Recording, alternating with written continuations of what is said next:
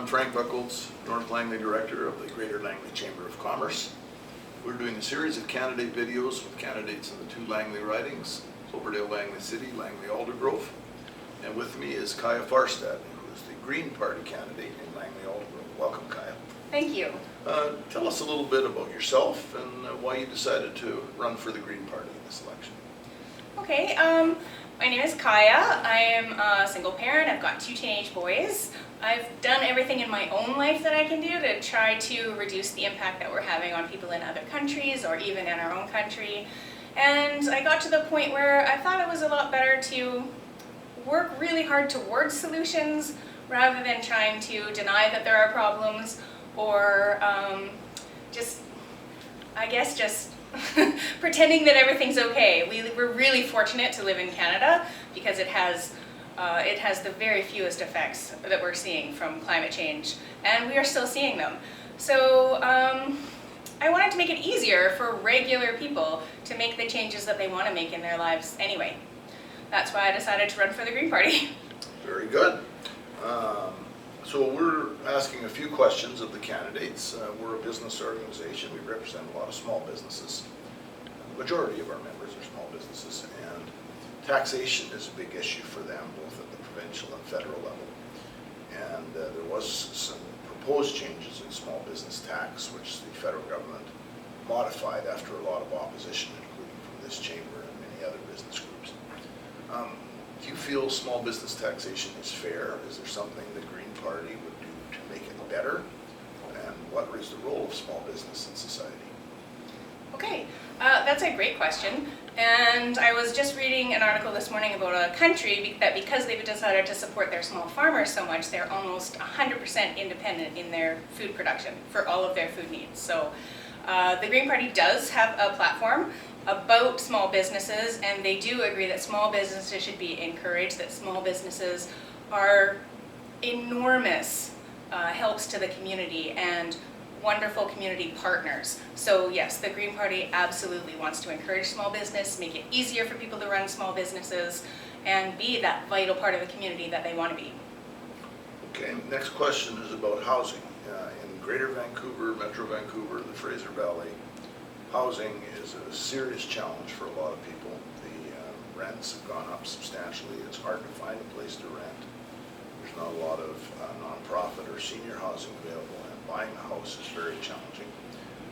What will the Green Party do, and what will you do if elected MP to try and ease the crunch on housing? And some of the issues that we've identified are things like the stress test for mortgages, the federal government plan to assist first-time home buyers, and in the case of nonprofit housing, the national housing strategy. Yeah, the Green Party does have, again, addressing specifically this problem, and I have been talking to both realtors and landowners in the Langley Aldergrove area.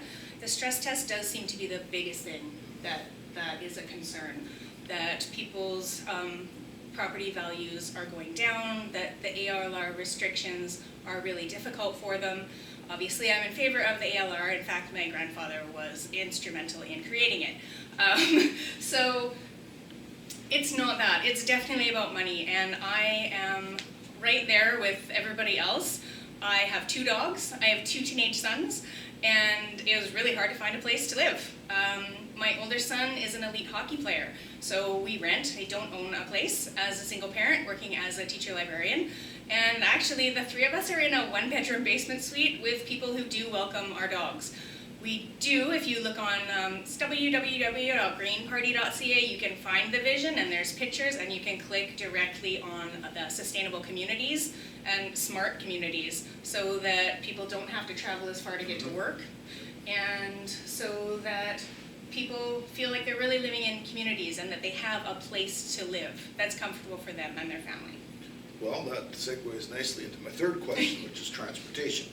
Okay. The Chamber of Commerce and many community groups and business groups have long had concerns about the lack of attention paid to the congestion on Highway 1, which is getting worse and worse, particularly through Langley and Abbotsford. And the federal government has given some money to widen it as far as 264th. What is your position on widening it further into the Fraser Valley, given that many people And secondly, something that I know the Green Party is very interested in is public transportation. SkyTrain is supposed to come to Langley City. There's enough funding to get it to Fleetwood. What would you do to help make sure it gets to Langley City, go through Clayton and along Fraser Highway? Okay. Yeah, I know that's really important because it's a transportation method that's very quick, very easy, as long as it's not snowing, and that we have already approved the funding for that. So I think that's really good. I know that people have also been talking about the actual railway that we still own the passenger rights to, that goes all the way from Hope actually into I think it's Chilliwack, actually.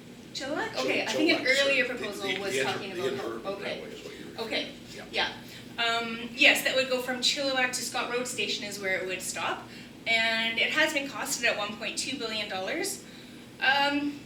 And there was about 20 years ago, there were people who were proposing to get that line up and going again and have communities around it, around the stations, that the people would just be able to use the rail so easily.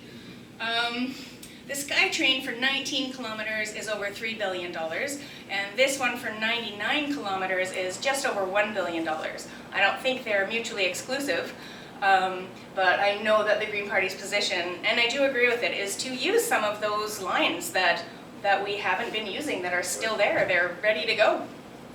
Okay, very good. And the Trans Mountain Pipeline is my final question, and I think I know your position on that, because the Green Party and Elizabeth May have talked a lot about that.